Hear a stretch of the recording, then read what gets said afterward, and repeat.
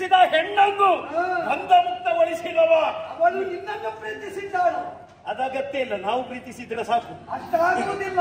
ಅವರಲ್ಲಿ ಕೇಳಿ ನಾವು ಪ್ರೀತಿ ಮಾಡುವುದಲ್ಲ, ನಾವು ನಮ್ಮಷ್ಟಕ್ಕೆ ಪ್ರೀತಿ ಮಾಡುವುದು. ನಿನ್ನ ಶಿರ ಥರಿದರು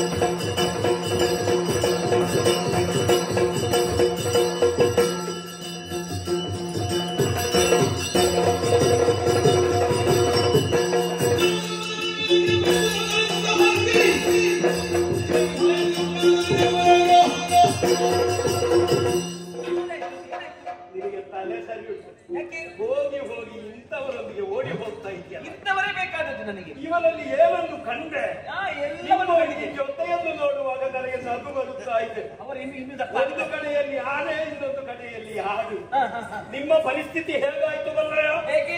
ಸೇರಿನ ಒಳಗೆ ಕುರ್ತೆ ಅನುಗಾಡಿದ ಹಾಗಾಗಿ. ಈಗ ಆನೆ ಯಾರು? ಆನೆ ನೀವು. ಮತ್ತೆ ಈ ಆನೆಗೆ ಜೊತೆ ಯಾವುದು? ಎಲ್ಲ ರಕ್ಕಸನೆ ಯಾವತ್ತಿದ್ದರೂ ಶರೀರ ಮುಖ್ಯ ಅಲ್ವೋ, ಮನಸ್ಸು ಮುಖ್ಯ. ಒಂದು ಸ್ವಸ್ತಿಕ ಇಡುವಾಗ ಅಕ್ಕಿ ಹೆಚ್ಚು ಹಾಕುವುದು, ತೆಂಗಿನಕಾಯಿ ಸಣ್ಣದು ಸಾಕಾಗುತ್ತದೆ. ಹಾಗಾದ ಕಾರಣ ಅವಳೇನು ಎನ್ನುವುದು ಮುಖ್ಯವಲ್ಲ. ನಮ್ಮ ಹೆಣ್ಣು ಮಕ್ಕಳಿಗೆ ನಾವು ಸಂಸ್ಕಾರ ಕೊಟ್ಟಿದ್ದೇವೆ, ಸಂಸ್ಕೃತಿಯ ಪಾಠ ನೀಡಿದ್ದೇವೆ. ಆದ್ದರಿಂದಲೇ ಅವಳು ಅಂಥದ್ದನ್ನು ಆಯ್ಕೆ ಮಾಡುವಲ್ಲಿ ಯೋಚನೆ ಮಾಡಿದಳು. ನಿಮ್ಮಂತಹ ರಾಕ್ಷಸರೆಲ್ಲ ಹೆಣ್ಣು ಮಕ್ಕಳನ್ನು ಮರುಳು ಮಾಡಿ ವಂಚಿಸಿ ಅವರ ಮನಸ್ಸನ್ನು ಸೂರೆಗೊಂಡು ಕೊನೆಗೆ ಕೊಂಡು ಹೋದಿರಿಂತಾದ್ರೆ ಮತ್ತೆ ಆ ಹೆಣ್ಣು ಮಕ್ಕಳ ಕುಟುಂಬದವರು ಎಲ್ಲೆಲ್ಲಿ ಎಷ್ಟೆಷ್ಟು ತುಂಡು ಉಂಟು ಅಂತ ಹುಡುಕಬೇಕಾದೀತು. ಅಂತಹದ್ದರಲ್ಲಿ ನಿಮ್ಮ ತಪ್ಪು ಅದು. ನೀವು ನಿಮ್ಮ ಹೆಣ್ಣು ಮಕ್ಕಳಿಗೆ ಸಂಸ್ಕಾರ ಕೊಟ್ಟಿರಿ ಅಲ್ವಾ, ವಿದ್ಯೆ ಕೊಟ್ಟಿರಿ. ನೀವು ಮಾಡಿದ ತಪ್ಪು ಅದು. ಯಾವುದು? ಅದು ಯಾವತ್ತೂ ಹೆಣ್ಣು ಮಕ್ಕಳಿಗೆ ಕೊಡಬಾರದು. ಆ ರೀತಿ ಸಂಸ್ಕಾರ ವಿದ್ಯೆ ಕೊಟ್ಟ ಕಾರಣವೇ ನಿಮ್ಮ ಹೆಣ್ಣು ಮಕ್ಕಳು ಒಂದು ಹೆರುವುದಕ್ಕೂ ಕೇಳುವುದಿಲ್ಲ, ಮಕ್ಕಳಿಗೆ ಮೊಲೆ ಹಾಲು ಕೊಡುವುದಕ್ಕೂ ಕೇಳುವುದಿಲ್ಲ. ನಮ್ಮಲ್ಲಿ ಹಾಗಲ್ಲ, ನಾವು 10 ಹುಟ್ಟಿಸ್ತೇವೆ, ಜನಸಂಖ್ಯೆ ಹೆಚ್ಚಿಸ್ತೇವೆ. ಆದರೆ ನೆನಪಿಟ್ಟುಕೋ ಒಂದು ವಿಷಯವನ್ನು, ನಮ್ಮ ಹೆಣ್ಣು ಮಕ್ಕಳ ಗರ್ಭದಲ್ಲಿ ಹುಟ್ಟಿದ ಒಂದೊಂದು ಕುಡಿಗಳು ರಾಷ್ಟ್ರ ಪ್ರೇಮದ ಕಿಡಿಗಳಾಗಿಯೇ ಹುಟ್ಟುವಡಿಯುತ್ತಾನೆ. ರಾಷ್ಟ್ರ ಪ್ರೇಮದ ಕುಡಿಗಳಾಗಿ ಹುಟ್ಟಿದ್ರೆ ನನ್ನ ಆಕ್ಷೇಪ ಇಲ್ಲ. ಹುಟ್ಟಿದ ಒಂದೊಂದು ಕೂಡ ಕತ್ತಲೆ ಆಗುವಾಗ ಕುಡಿ ಇಷ್ಟಿಷ್ಟು ತುಂಬಿಸಿದ್ರೆ ಏನು ಪ್ರಯೋಜನ? ಆದರೆ ನಮ್ಮವರು ಕಾಣುವ ಹಾಗೆ ತುಂಬಿಸ್ತಾರೆ, ನಿಮ್ಮವರು ಕಾಣದ ಹಾಗೆ ತಿಂದು ಮಾಡುವ ಅನಾಹುತ ಉಂಟಲ್ಲ, ಅದನ್ನು ಈ ಸಲ ಪತ್ತೆ ಹಚ್ಚುವ ವ್ಯವಸ್ಥೆಗೆ ತೊಡಗಿದ್ದೇನೆ. ಪಾತಾಳಕ್ಕೇತು ನಮಗೆ ಆ ಭಯವೇ ಇಲ್ಲ. ಯಾಕೆ ಬಂದಿಲ್ಲ? ಯಾಕೆ? ನಮ್ಮ ಜನಸಂಖ್ಯೆ ವಿಪರೀತ ಹೆಚ್ಚಾಗಿ ಆಗಿದೆ. ನಾವು ಯಾವ ದುರ್ಬುದ್ಧಿ ಮಾಡಿ ಒಂದು ಕಡೆಯಿಂದ ಎಷ್ಟು ಸತ್ತರೂ ಕೂಡ ಅದರಿಂದ ಹೆಚ್ಚು ನಾವು ಹುಟ್ಟಿಸ್ತೇವೆ. ನಾವು ನಿಮಗೆ ಸೂಚನೆ ಕೊಡುವುದು ಅದನ್ನೇ. ನೀವು 20-30 ಹುಟ್ಟಿಸಿ ಹಾಕಿದ್ರೆ ಸಾಲದು, ಅವುಗಳಿಗೆ ಸಂಸ್ಕಾರ ಕೊಡಿ, ಸಂಸ್ಕೃತಿಯ ಪಾಠ ಮಾಡಿ. ಯಾವ ಸಂಸ್ಕಾರ ಕೊಡಬೇಕು ಆ ಸಂಸ್ಕಾರವನ್ನು ನಾವು ಕೊಡ್ತಾ ಇದ್ದೇವೆ. ಹೊತ್ತಲ್ಲದ ಹೊತ್ತಿನಲ್ಲಿ ಅವರಿಗೆ ಪಾಠ ಮಾಡಿ ದೇಶ ತೆಗೆಯುವ ಕೆಲಸಕ್ಕೆ ಪ್ರೇರೇಪಣೆ ಕೊಡಬೇಡಿ. ಅವರು ಉತ್ತಮವಾಗಿ ರಾಷ್ಟ್ರ ಪ್ರೇಮಿಗಳಾಗಿ ಬರ್ತಾರೆ ಅಂತಾದ್ರೆ ಹೃದಯದಲ್ಲಿ ಜಾಗ ಕೊಟ್ಟು ಅವರನ್ನು ಸ್ವಾಗತ ಮಾಡ್ತೇವೆ. ಅದಲ್ಲ ಮಾಡಿದ್ದು ನಡೆಯುತ್ತದೆ ಎಂಬ ಹಾಗೆ ನಮ್ಮ ಸಂಸ್ಕೃತಿ ಸಂಸ್ಕಾರದ ಮೇಲೆ ಹಲ್ಲೆ ಮಾಡುವುದಕ್ಕೆ ಬಂದ್ರೆ ಕಂಡಲ್ಲಿ ಹುಡುಕಿ ತೆಗೆದು ಸಂಪೂರ್ಣ ನಿಷೇಧ ನಾವೇ ಮಾಡ್ತೇವೆ. ನೀವಿನ್ನು ನಮಗೆ ಅವಕಾಶ ಕೊಡಬೇಕಾದಂತ ಅಗತ್ಯ ಇಲ್ಲ. ಯಾಕೆ? ನಿಮ್ಮ ಕಾಲಿನಡಿಯ ಮಣ್ಣು ಜಾರಿಯಾಗಿದೆ, ನಮ್ಮ ಜನಸಂಖ್ಯೆ ಹೆಚ್ಚಾಗಿದೆ. ಇನ್ನು ನಾವು ಹೇಳಿದ ಹಾಗೆ ನೀವು ಕೇಳತಕ್ಕದ್ದು ಯಾವ ಕಾರಣಕ್ಕೂ ಅದು ಈ ಕಾಲಕ್ಕೆ ಸಾಧ್ಯ ಇಲ್ಲ. ಯಾಕೆ? ಅದನ್ನು ಚೆನ್ನಾಗಿ ನೀವು ಅರ್ಥ ಮಾಡಿಕೊಳ್ಳಬೇಕು. ವರ್ತಮಾನ ಕಾಲದಲ್ಲಿ ಸಮಗ್ರವಾದ ಭರತ ಖಂಡದ ಧರ್ಮ ಸಂಹಿತೆಯನ್ನು ಎತ್ತಿ ಹಿಡಿದು ನಿಮ್ಮಂತಹ ಕುಲಗೆಡುಕರನ್ನು ಮಟ್ಟ ಹಾಕುವುದಕ್ಕೆ ಎದ್ದು ನಿಂತವ ಶತ್ರುಜಿತಾಖ್ಯಾನನಂದನ ವರ್ತಮಾನ ಕಾಲದ ನರೇಂದ್ರ.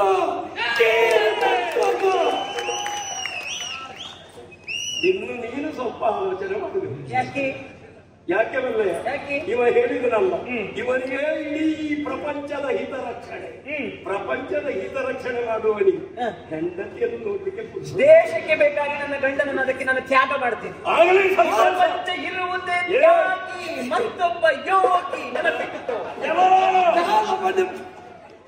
ಒಂದು ಸ್ವಲ್ಪ ಸೇರಿಸ್ತೇನೆ ನಾನು, ನೀವೇ ಮಾತಾಡ್ತಾರೆ. ಗಾಲವನೆಂಬ ಯೋಗಿ, ಶತ್ರುಜಿತಾಖ್ಯನೆಂಬ ತ್ಯಾಗಿ, ಅಂತಹವನ ಮಗನಾಗಿ ಲೋಕಕ್ಕೆ ಬೆಳಕು ಬಿಡುವುದಕ್ಕೆ ಬಂದಿದ್ದೇನೆ. ಹಿಂದೂ ರಾಜ ಕುಲಕ್ಕೆ ರಾಜನಾಥನಾಗಿದ್ದೇನೆ. ಅಮಿತ ಉತ್ಸಾಹದಿಂದ ಎದ್ದು ನಿಂತಿದ್ದೇನೆ. ಭಾರತ ಖಂಡದ ಲಕ್ಷಾಕವಚವಾಗಿ ನಾವು ಸಟೆದು ನಿಂತೆವುತ್ತಾದ್ರೆ ನಿಮ್ಮ ಜನಸಂಖ್ಯೆ ಎಷ್ಟು ಉಂಟು ಅದನ್ನೆಲ್ಲ ಮಣಿಸಿ ಜನಾರ್ದನ ಮೆಚ್ಚುವ ಜನಸೇವೆ ಮಾಡುತ್ತೇವೆ. ನಮ್ಮ ಜನಸಂಖ್ಯೆಯನ್ನು ನಿಯಂತ್ರಿಸುವುದಕ್ಕೆ ನಿಮ್ಮಿಂದ ಸಾಧ್ಯ ಇಲ್ಲ. ಇನ್ನೊಬ್ಬ ಹುಟ್ಟಿ ಬರಬೇಕು. ಇನ್ನೊಬ್ಬ ಹುಟ್ಟುವುದು ಯಾಕೋ, ಹುಟ್ಟಿದ ನಾವೇ ಸಾಕು. ನಮ್ಮ ಒಬ್ಬೊಬ್ಬರ ಸತ್ವ ನಿಮ್ಮ ಸಾವಿರ ಸಾವಿರ ಮಂದಿಗೆ ಸಾಕು. ಸಾಧ್ಯ ಉಂಟಲ್ಲ?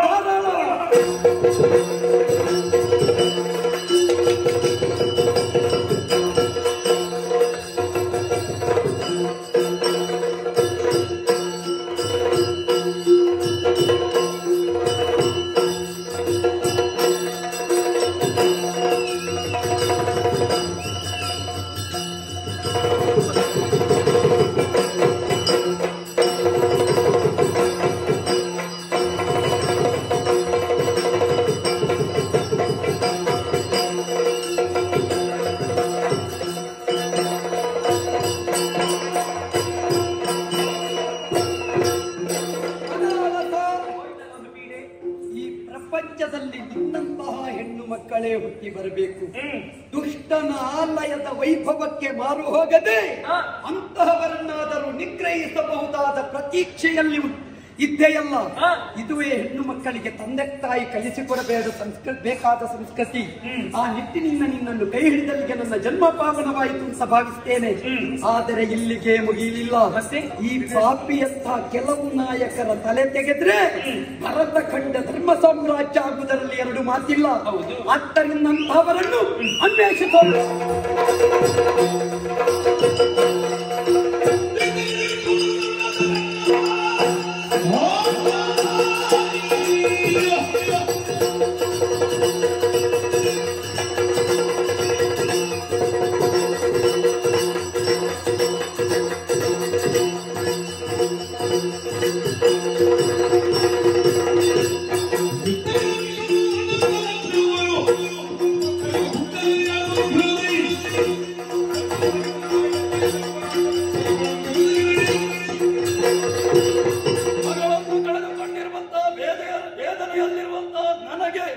ಈಗ ತಾನೇ ಬಂದಿರುವಂತಹ ಸುದ್ದಿ, ಮಗಳನ್ನು ಬಿಡಿಸಿದಂತ ಆ ಮಾನವನೇ ಕೊಂಡು ಹೋಗಿದ್ದಾನೆ, ಅವನ ಜೊತೆಯಲ್ಲಿದ್ದಾನೆ ನನ್ನ ಮಗಳು. ಇದನ್ನು ಕೇಳುವುದಕ್ಕಾಗಿ ಅರ್ಥಗಳಿದೆ.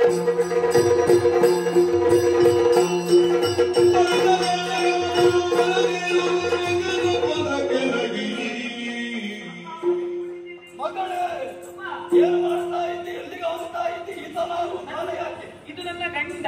ಗಂಡ ಮದುವೆ ಮಾಡಿ ಕೊಟ್ಟವರು ಯಾರು? ಮೊನ್ನೆ ಮದುವೆ ಸಾಮಾನ್ಯ.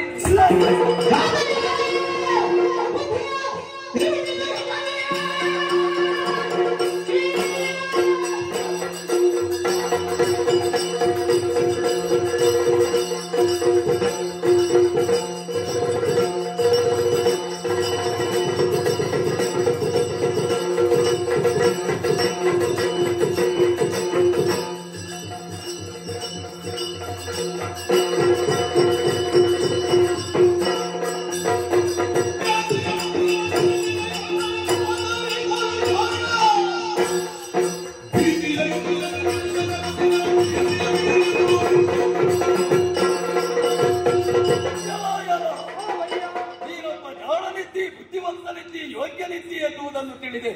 ಗಾಲವ ಮಹರ್ಷಿಗಳ ಶಿಷ್ಯನಾಗಿ ಅವರ ಅನುಗ್ರಹಕ್ಕೆ ಪಾತ್ರನಾಗಿ ರಾಜ್ಯದನಂತ ವ್ಯವಹರಿಸುವುದಕ್ಕೆ ತೊಡಗಿದೆಯೇನೋ? ರಾಕ್ಷಸನಾಗಿ ಬಂದಿದ್ದೆ. ಕೇಳದೆ ನನ್ನ ಮಗಳ ಕೊರಳಿಗೆ ಹಾರವನ್ನು ಹಾಕಿದೆ. ಜೊತೆಯಲ್ಲಿ ಕರೆದುಕೊಂಡು ಹೋಗುತ್ತಾ ಇರುವೆ. ಯಾರು ನಿನಗೆ ಮದುವೆ ಮಾಡಿಕೊಟ್ಟರು? ಯಾಕೆ ಹೀಗೆ ಮಾಡಿದೆ? ಹೇಳಲು ನಮಗೆ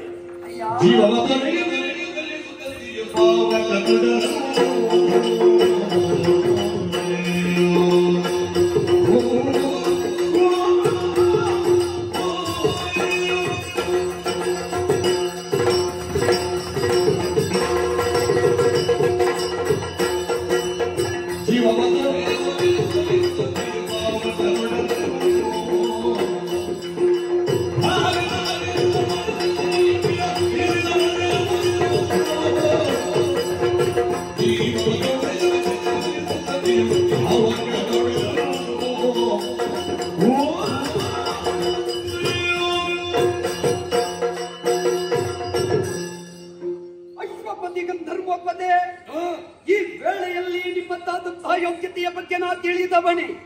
ವಿಶ್ವಾವಸು ಎಂದ್ರೆ ವಿಶ್ವಪ್ರೀತರಾದ ಕೃತ್ಯವನ್ನೆಸಗುವವರು ಅಂತ ನೀವಿಂದು ನಿಮ್ಮ ಮಗಳನ್ನು ಸಂರಕ್ಷಿಸುವಲ್ಲಿ ಅಶಕ್ತರಾಗಿದ್ದೀರಿ ಎನ್ನುವ ವರ್ತಮಾನವನ್ನು ಕೇಳಿದೆ. ಹೇಗೆ ಹೇಳಿದ ಅಶಕ್ತರಾಗಿದ್ದೇನೆ? ಇಲ್ಲದೆ ಇದ್ರೆ ಆ ರಾಕ್ಷಸನಲ್ಲಿ ಸೋತವರಲ್ವೇ ನೀವು? ಹೌದು, ಸೋತಿದ್ದೇನೆ. ನೀವು ಸೋತ ನಂತರದಲ್ಲಿ ನಿಮ್ಮ ಮಗಳನ್ನು ಅವ ಅಪಹರಿಸಿದಾಗ ಯಾಕೆ ರಕ್ಷಿಸಲು ಬರಲಿಲ್ಲ? ರಕ್ಷಿಸುವುದಕ್ಕಾಗಿ ದೇವರಲ್ಲಿ ಹೋಗಿ ದೂರು ಕೊಟ್ಟಿದ್ದೇನೆ ನಾನು. ಅವರು ಸಕಲ ವ್ಯವಸ್ಥೆಯನ್ನು ಮಾಡಿದ್ದಾರೆ. ನೀನೀಗ ಪರಮೇಶ್ವರ ದೇವರಿಗೆ ರಕ್ಷಿಸುವುದಕ್ಕಾಗಲಿಲ್ಲ ಅಂತ ಆಕ್ಷೇಪ. ದೇವ ನಿಯೋಜಿತವಾದ ವ್ಯಕ್ತಿ ನಾನು.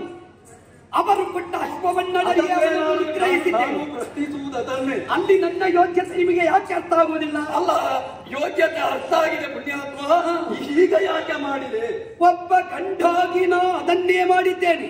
ಕಳವತೆಯನ್ನು ಮಾಡಿದೆ, ನಿಮ್ಮ ಮಗಳನ್ನು ಬಂಧಮುಕ್ತಗೊಳಿಸಿದೆ. ಪರಮೇಶ್ವರ ದೇವರು ಹೇಳಿದ್ರು ಮದುವೆ ಖಂಡಿತ ಇಲ್ಲ. ಮತ್ತೆ ಹೇಗೆ ಆದೆ? ನನ್ನ ತಾತ ಸ್ವಂತ ವಿಷಯದಲ್ಲಿ ನಾ ಮದುವೆ ಆದದ್ದಲ್ಲ.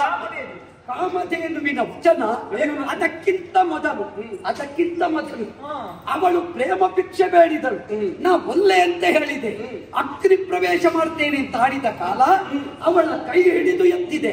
ಆ ಕಾಮಧೇನುವಿನ ವಚನವನ್ನು ಪಾಲಿಸಿದೆ. ನಿಮ್ಮ ಮಗಳನ್ನು ಮದುವೆಯಾಗಿದ್ದೇನೆ.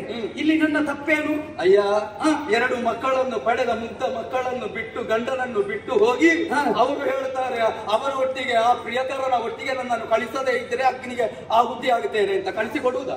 ಆದ್ರೆ ಮದುವೆ ಆಲೋಚನೆ ಮಾಡುವುದಕ್ಕೆ ಮದುವೆ ಆದವರ ಕತೆ, ಇದು ಮದುವೆ ಆಗದ ಕತೆ. ಆಗದೇ ಇರುವ ಕಥೆಯಾದ್ರೂ ನೀನು ಆಲೋಚಿಸಬೇಕಿತ್ತು. ಏನು? ಅವನು ಹೇಳಿದಲ್ಲಿಗೆ ನೀನಾಗ ಕೂಡದು, ನನ್ನಲ್ಲಿ ಬಂದು ತಿಳಿಸತಕ್ಕದ್ದು. ಆಮೇಲೆ ಆಗುತ್ತಾ ಇದ್ರೆ ಮತ್ತೆ ಕಾಮಧೇನುವಿನ ಮಗಳ ನನ್ನ ಮಗಳಲ್ಲಿ ಕಾಮಧೇನುವೆ ತಮ್ಮನ್ನು ಸೂಚನೆ ಕೊಡ್ತಾರೆ. ನನ್ನ ಮಗಳಲ್ವೇ? ನಿಮ್ಮ ನೆನಪುಟ್ಟ ನಿನಗೆ? ಈಗ ನನಗೊಬ್ಬ ಅಪ್ಪ ಇದ್ದಾರೆ. ಇಷ್ಟಾದ್ರೂ ಪರಿಜ್ಞಾನ ನಿನಗುಂಟು. ಈಗ ಕಾಮಧೇನುವಿನ ಬಗ್ಗೆ ನಿಮಗೆ ಗೌರವ ಉಂಟಾ? ದೇವರ ಮೇಲೆ ಉಂಟು. ಆದ್ದರಿಂದ ಅವಳ ವಚನ ಸ್ವೀಕಾರ. ಅವಳ ಕಾಮಧೇನುವಿನ ಬಗ್ಗೆ ಅಪಾರ ಗೌರವವಿದೆ, ಅಭಿಮಾನವಿದೆ, ಭಕ್ತಿ ಇದೆ ಎಂಬಲ್ಲಿಗೆ ನನ್ನ ಮಗಳನ್ನು ಮದುವೆ ಮಾಡಿಕೊಳ್ಳುವುದಕ್ಕೆ ಕಾಮಧೇನುವಿಗೆ ಕಾಮಧೇನುವಿಗೆ ಅಧಿಕಾರ ಇಲ್ಲ. ನನ್ನ ಮಗಳು, ನನಗೆ ಅಧಿಕಾರ ಇಲ್ಲ. ಈಗ ಗೋವಿನ ಮಾತು ಯಾವತ್ತೂ ನಮಗೆ ಆದಿಮಾಯೆಯ ಮಾತು. ಗೋವಿನಲ್ಲಿ ಆದಿಪರಾಶಕ್ತಿಯನ್ನು ಕಂಡ ಭವ್ಯ ಪರಂಪರೆ ನಮ್ಮದ್ದು. ಅದೆಲ್ಲ ಗೋ ಎಂದರೆ ವೇದ, ಗೋ ಎಂದರೆ ಧರ್ಮ, ಗೋ ಎಂದರೆ ಪುರಾಣ ಅಂತ ಅಂಗೀಕರಿಸಿದ್ದೇವೆ. ಗೊತ್ತಿದೆ ನನಗೆ, ಅಷ್ಟು ಗೊತ್ತಿತ್ತು. ಮತ್ತೆ ಯಾಕೆ ಅವಳ ವಚನ ನಿಮಗೆ ಸೂಕ್ತ ಅಲ್ಲ? ಸೂಕ್ತ ಅಲ್ವೇ ಅಲ್ಲ. ಯಾಕಲ್ಲ? ಈಗ ನಿಮ್ಮ ಮಗಳ ಮಾನ ಪ್ರಾಣವನ್ನು ರಕ್ಷಿಸಿದವ ನಾನು, ನಿಮ್ಮಿಂದ ಆಗಲಿಲ್ಲ. ಆದ್ದರಿಂದ ಇವಳು ನನಗೆ ಸೇರತಕ್ಕವಳು. ಇದು ನನ್ನ ಹಕ್ಕು. ನೀನು ನಿಮಿತ್ತ ಯಾರಿದ್ದರೂ ದೇವರಿಸಲ್ಪಟ್ಟು ನೀನು ಬಂದವನು. ಮದುವೆಯಾಗುವಲ್ಲಿ ಪರಮೇಶ್ವರ ದೇವರ ಅಪ್ಪಣೆಯನ್ನು ಕೇಳಿದ್ಯಾ? ಇಲ್ಲ. ಹೇಳಿದ್ಯಾ ಅವರ ಹತ್ರ? ಅಗತ್ಯ ಇಲ್ಲ. ಖಂಡಿತ. ಈಗ ಎಲ್ಲಾ ಮದುವೆ ಆದವರು ದೇವರಲ್ಲಿ ಕೇಳಲಿಕ್ಕಿಲ್ಲ. ಈಗ ಅವಳು ಪ್ರಾಣ ತೊರೆಯುತ್ತೇನೆ ಅಂತ ಹೇಳುವಾಗ ದೇವವಾಣಿಯಂತೆ ಇಳಿದು ಬಂದ ನಂದಿನಿಯ ವಾಣಿ, ಅರ್ಥಾತ್ ಕಾಮಧೇನುವಿನ ವಾಣಿ, ಅದನ್ನು ದೇವವಾಣಿ ಅಂತ ಅಂಗೀಕರಿಸಿ ವರಿಸಿದ್ದೇನೆ. ಆಲಿಸಿಕೊಂಡು ಹೋಗ್ತಿದ್ರೆ ನೀವು ಈ ಪ್ರಪಂಚದಲ್ಲಿ ಹೆಣ್ಣು ಮಕ್ಕಳು ಹಾಳಾಗುವುದೇ ನಿಮ್ಮಂತ ಹಠಮಾರಿ ತಂದೆ ತಾಯಿಯಲ್ಲ. ಅವಳು ಅಪೇಕ್ಷಿಸಿದ ಸುಸಂಸ್ಕೃತನಾದ ಗಂಡು ಮಗನೊಟ್ಟಿಗೆ ಮದುವೆ ಮಾಡಿದ್ರೆ ಯಾವ ಹೆಣ್ಣು ತಪ್ಪುವುದಿಲ್ಲ. ಇವರು ಕೋಣೆಯ ಒಳಗೆ ಇಟ್ಟೇ ಇಂತಹದ್ದಾಗುವುದು. ನಾಳೆ ಹೆಣ ತಂದು ನಮ್ಮ ಮನೆಯ ಬಾಗಿಲಿಗೆ ಮಲಗಿಸುವಾಗ ನಾನು ಹೊಣೆಗಾರನಾಗುತ್ತೇನೆ. ಆದ್ರೆ ನಿಮಗೆ ಅಂಥವನನ್ನು ಎದುರಿಸಲಿಕ್ಕೆ ಆಗಲಿಲ್ಲ. ಅಂತಹವರನ್ನು ಮಟ್ಟ ಹಾಕಿದ್ದೇವೆ. ಮತ್ತೊಂದು ಸಮಾಧಾನ ಪಟ್ಟುಕೊಳ್ಳುವ. ಏನು? ಅನ್ಯನಾದ ರಾಕ್ಷಸನಿಗೆ ಹೋಗಲಿಲ್ಲ ನಿಮ್ಮ ಮಗಳು. ನಮ್ಮ ಯಾವ ವಂಶವುಂಟೋ ಆ ಪರಂಪರೆ, ಭವ್ಯ ಪರಂಪರೆ, ನಮ್ಮದೇ ನಿನ್ನ ಸೂರ್ಯ ವಂಶದ ಪರಂಪರೆ, ಆ ಪರಂಪರೆ ಉಳ್ಳ ನಮಗೆ ನಿಮ್ಮ ಮಗಳನ್ನು ಕೊಟ್ಟರೆ ಯಾವ ಕಾರಣಕ್ಕೂ ಸಮಸ್ಯೆ ಆಗುವುದಕ್ಕಿಲ್ಲ. ಸಂಬಂಧ ವೃದ್ಧಿಯಾಗುತ್ತದೆ. ಬಿಟ್ಟುಕೊಡಿ. ಆಗುವುದೇ ಇಲ್ಲ. ಇಲ್ಲಿ ನೀನು ಅನ್ಯನೇ, ನಾನು ಗಂಧರ್ವ. ಎಲ್ಲಿಯಾದ್ರೂ ಗಂಧರ್ವನ ಮಗಳನ್ನು ಮಾನವರು ಮದುವೆ ಆಗುತ್ತಿದೆಯಾ? ಗಂಧರ್ವನ ಮಗಳನ್ನೆಲ್ಲ ದೇವಕನ್ಯರನ್ನಾದದ್ದುಂಟು. ಎಲ್ಲಿ? ಪುರೂರವ ಊರ್ವಶಿಯ ಪ್ರಕರಣ. ಊರ್ವಶಿ ಯಾರು? ಯಾರು? ಯಾರು? ದೇವಕನ್ಯೆ. ದೇವಕನ್ಯೆ, ಹೋರಾಂಗನೆ, ಸುರವೇಶ ಇರಲಿ. ಆದ್ರೆ ಭೂಲೋಕಕ್ಕೆ ಅವಳು ಪೂಜ್ಯಳೆ. ಇರ್ಲಿ. ಒಂದು ಮಗು ಆಗುವಲ್ಲಿಯವರೆಗೆ ಅವನ ಜೊತೆಯಲ್ಲಿದ್ರು. ನಿಮಗೆ ನೀನೀಗ ಒಂದು ಮದುವೆ ಎರಡು ಮಕ್ಕಳಾದ ಮೇಲೆ ಬಾವಿಗೆ ಕೊಂಡು ಹೋಗಿ ದೂಡಿ ಹಾಕ್ತೀಯ. ನಿಮ್ಮ ಹಾಗೆ ನಾವಲ್ಲ. ನೀವು 25 ಕಟ್ಟಿಕೊಂಡು ಭೂಲೋಕದಲ್ಲಿ ಜಲಕೇಳಿಗೆ ಬರ್ತೀರಿ ಅಂತ ನಾವು ಹಾಗೆ ಮಾಡುವವರಲ್ಲ. ನಾವು ಕಟ್ಟಿ ಅಯ್ಯೋ ದೇವೇಂದ್ರ ಕೊಂಡು ಹೋದ ಕಥೆ, ಅದು ಯಕ್ಷರ ಕಥೆ. ನನ್ನನ್ನು ಆಕ್ಷೇಪ ಮಾಡಿದ್ರೆ ಲೋಕಪಾಲಕರಾಗಿರುವಂತಹ ನಾರಾಯಣನನ್ನು ಆಕ್ಷೇಪ ಮಾಡಿದ ಹಾಗಿದ್ರೆ ನೀವು ಇವಳನ್ನು ಉಪೇಕ್ಷೆ ಮಾಡಿದ್ರೆ ಲೋಕರಕ್ಷಕಿಯಾದ ಆದಿಮಾಯಿಯನ್ನು ಅಲ್ಲವೇ ಅಲ್ಲ. ಯಾಕಲ್ಲ? ನನಗೆ ದೇವರು ಅಥವಾ ಪರಮೇಶ್ವರ ಯಾರಾದರೂ ನನ್ನ ಸನ್ನಿಧಿಗೆ ನನ್ನನ್ನು ಕರೆಸಿಕೊಂಡು ನಿನ್ನ ಮಗಳನ್ನು ಇಂಥವರಿಗೆ ಕೊಟ್ಟು ಮದುವೆ ಮಾಡು ಪುಣ್ಯಾತ್ಮ ಅಂತ ಹೇಳ್ತಾ ಇದ್ರೆ ಈಗ ನೀವು ಈಶ್ವರನ ಬಳಿಗೆ ನೀವು ಹೊಂದತಾವ ಬಂದದ್ದ? ನಾನು ಹೊರದು ಈಗಲೂ ಹೋಗಿ ಕೇಳಿ ಬನ್ನಿ. ಯಾಕೆ ನಿನಗೆ ಹೋಗ್ಲಿಕ್ಕೆ ಸಂಕಟ? ನಾವು ಯಾಕೆ ಹೋಗಬೇಕು? ನೀವು ಮದುವೆ ಆಗುವಾಗ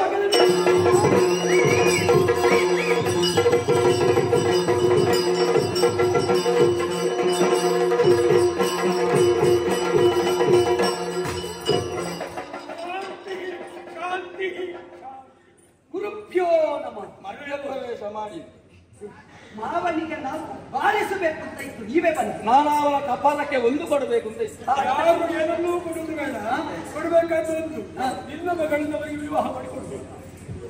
ನೀವು ಮೊದಲೇ ಬಂದು ಹೇಳ್ತಿದ್ರಿ ಇಷ್ಟೆಲ್ಲ ಮಾತಾಡುವುದಕ್ಕೆ ಅವನಿಗೆ ವಿವೇಕ ಮುಟ್ಟಿಲ್ಲ. ಇವತ್ತಾದ್ರೂ ವಿವೇಕದ ಜಯಂತಿ ಆಯಿತು. ಅಲ್ಲ, ನಿನಗೂ ಸರಿ ವಿವೇಕ ಆದದ್ದು ಈಗ. ಅದರ ಒಂದು ಏನೇ ಹೇಳಿ, ಏನೇ ಮಾಡಿ, ಏನೇ ನೋಡಿ, ಏಕತೆ ಇಲ್ಲಿಂದ ಪ್ರಾರಂಭ. ಸ್ವಾಮಿ, ನನ್ನ ತಪೋನೀತಿಗಳು ನೀವು ಬಂದು ಹೇಳುವಾಗ ಒಳ್ಳೆ ಇಲ್ಲ ಅಂತ ನಾನು ಹೇಳಿಯಾಗ ಈಗ ಕರಿ ನನ್ನನ್ನು ಮಾವ. ನೋಡು, ಲೋಕ ಕಲ್ಯಾಣ ಅಧ್ಯಕ್ಷರು ನೀವು ಯಕ್ಷರೋ ಗಂಧರ್ವ ವಿಶ್ವಾವತ್ತು ಗಂಧರ್ವಪತೆ. ನಾವು ಎಲ್ಲ ಹಾಳಾಗುವುದು ಹೀಗೆ. ನಾವು ಅಂತ ಹೇಳಬೇಡ, ನಾನು ನೀ ಕೇಳು, ನಿನಗೆ ಅವಸರ ಏನು? ಯಾಕೆ ನಮ್ಮೊಳಗೆ ಒಗ್ಗಟ್ಟಿಲ್ಲ, ನಮ್ಮಲ್ಲಿ ಪ್ರಭೇದ. ಯಾವಾಗ ಈ ಪ್ರಪಂಚದಲ್ಲಿ ನಾವು ಮೇಲು ಕೀಳೆಂಬ ಭಾವವನ್ನು ಬಿಟ್ಟು ಒಂದಾಗುತ್ತೇವೋ ಆವಾಗ ಅನ್ಯದ ಪ್ರವೇಶ ಇಲ್ಲಿಗಾಗುವುದಿಲ್ಲ. ಇನ್ನಾದರೂ ನಾವು ಒಂದಾಗೋಣ, ಆ ಮುಖಾಂತರ ನಮ್ಮತನವನ್ನು ಸ್ಥಾಪಿಸೋಣ. ಈ ಸಂಬಂಧ ಗಟ್ಟಿಯಾಗ. ಹೌದು ಪುಣ್ಯಾತ್ಮ, ಈ ಭೂಲೋಕವನ್ನು ಕೊಂಡು ಹೋಗಿ ದೇವಲೋಕದಲ್ಲಿ ಇಟ್ಟು ಆಗುವುದಿಲ್ಲ. ದೇವಲೋಕಕ್ಕೆ ಮಾನವನಾಗಬೇಕು, ಮಾನವಾತೀತನಾಗಬೇಕು ಎನ್ನುವಂತ ಆಶಯ ನನ್ನದು. ಅದಕ್ಕಾಗಿ ದಿವ್ಯವಾಗಿರುವಂತಹ ರತ್ನಮಾಲೆ, ಮಣಿಮಾಲೆ ನಿನ್ನ ಕೊರಳಿಗೆ ನಾನೇ ಹಾಕುತ್ತೇನೆ. ಸರಿ, ಇದರ ವಿಶೇಷ ಇವರಲ್ಲಿ ಕೇಳು. ನೀವೇ ಹೇಳಬಹುದು. ಯಾರೇ ಹೇಳಿ ಏನೇ ಮಾಡಲಿ ಎಲ್ಲರೂ ಗುಡಿಯಲ್ಲಿ ಲೋಕ ಕಲ್ಯಾಣ. ಸರಿ, ನಿನ್ನ ಕಲ್ಯಾಣ ಆಗುವುದರ ಮೂಲಕವಾಗಿ ಇನ್ನು ಮುಂದಕ್ಕೆ ಸೂರ್ಯವಂಶದ ಅರಸು ಮಕ್ಕಳಿಂದ ಲೋಕ ಕಲ್ಯಾಣವಾಗುವುದು. ಸರಿ, ಅದರ ಒಂದು ಎಚ್ಚರಿಕೆ ಇರಬೇಕು. ಯಾವಾಗ ಗಂಧರ್ವೇಶ ಕೊಟ್ಟಂತಾಗಿ ರತ್ನಹಾರ ಕಳೆದುಕೊಳ್ತೀಯೋ ಆವಾಗ ಪತನ ನೆನಪಿರ್ಲಿ. ಆಗಲಿ ಗುರುಗಳೇ.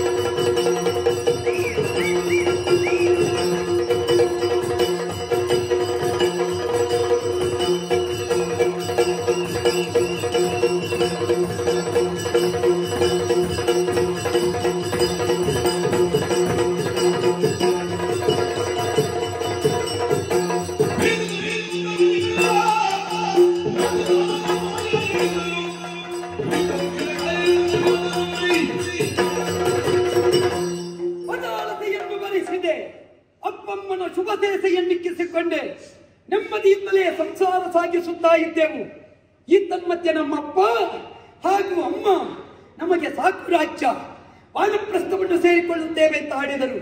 ಆವಾಗ ಅಪ್ಪಯ್ಯನಲ್ಲಿ ಹೇಳಿದೆ, ಅಧಿಕಾರ ಎನ್ನುವುದು ಸಿಕ್ಕಿದಾಗ ಏರುವುದಲ್ಲ, ಅಧಿಕಾರ ಎನ್ನುವುದು ಅನುಭವಜನ್ಯವಾಗಿ ಒದಗಿ ಬರಬೇಕು. ಅದಕ್ಕೆ ಕ್ಷತ್ರಿಯರಿಗಿರುವ ಮಾರ್ಗ ಒಂದೇ, ದಿಗ್ವಿಜಯ. ಆರ್ಯಾವೃತ್ತದ ಮಂಡಲಾಧಿಪರನ್ನು ಗೆಲ್ಲುವುದಕ್ಕಾಗಿ ಅವಕಾಶ ಮಾಡಿಕೊಳ್ಬೇಕು ಅಂತ ಕೇಳಿಕೊಂಡೆ. ಒಪ್ಪಿದ ಅಪ್ಪಯ್ಯ ಚತುರಂಗ ಸೇನೆಯ ಸಮೇತನಾಗಿ ತೆರಳಿದೆ ದಿಗ್ವಿಜಯಕ್ಕೆ. ಅಂಗ ವಂಗ ಕಳಿಂಗ ಕಂಭೋಜ ತೆಂಕಣ ಕೊಂಕಣ ಸೌರಾಷ್ಟ್ರ ಮಾಳವಾದಿ ದೇಶಗಳನ್ನು ಸುತ್ತಿದೆ. ಮಣಿದವರನ್ನು ಮಾನಿಸಿದೆ, ಮಲೆತವರನ್ನು ಮರ್ತಿಸಿದೆ. ಮಾತ್ರವಲ್ಲ, ಸಕಲರನ್ನು ಒಡಗೂಡಿಕೊಂಡು ಬಂಡವಾಳಕ್ಕೆ ಬೇಕಾದ ಕಪ್ಪ ಸಂಗ್ರಹಣೆ ಆಗಿದೆ. ಆದರೆ ಇಷ್ಟಕ್ಕೆ ಸಾಕಾಗುವುದಿಲ್ಲ. ವರ್ತಮಾನವೊಂದನ್ನು ಕೇಳಿದೆ. ಯಮುನೆಯ ದಂಡೆ ಇದು, ಅಸುರರ ಅಟ್ಟಹಾಸ ಮೇರೆ ಮೀರುತ್ತಾ ಉಂಟಂತೆ. ಈ ಸಲ ಹುಡುಕದೆ ಯಾವುದೂ ಆಗುವುದಿಲ್ಲ. ಆದ್ದರಿಂದಲೇ ಹುಡುಕಿ ನಿಗ್ರಹ ಮಾಡಬೇಕಾಗುತ್ತದೆ. ಆದ್ದರಿಂದಲೇ ಕುವಲಯವನ್ನು ನಡರಿ ಈ ಪ್ರದೇಶದಲ್ಲಿ ಸ್ವಲ್ಪ ಸುತ್ತಬೇಕು, ನೋಡೋಣ.